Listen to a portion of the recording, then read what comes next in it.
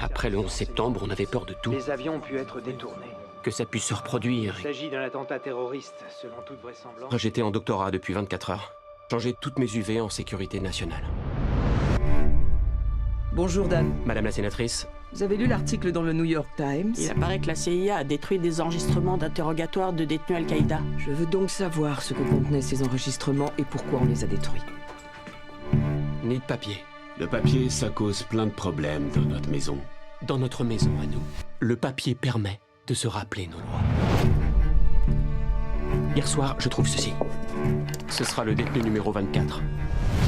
Vous l'avez déjà utilisé, cet appareil? Non, on a vu des vidéos. Cet homme a subi la baignoire 183 fois. Tout ce que KSM leur a fourni était soit un mensonge, soit une information déjà connue. Si ça fonctionne, pourquoi doit-on y retourner 183 fois? Publier ce rapport provoquera peut-être une prise de conscience. Je suis en désaccord complet avec l'histoire que vous essayez de vous raconter. Les États-Unis ne recourent pas à la torture. Faites pas n'importe quoi, Daniel. Ils ne peuvent pas détruire le document. Ils se rabattent sur le second choix, vous.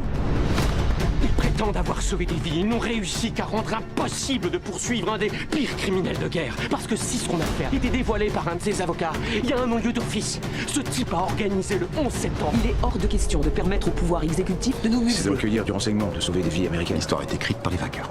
On change notre approche. Vous avez vu leurs études? Rien n'est plus loin de la La vérité. démocratie, c'est brutal.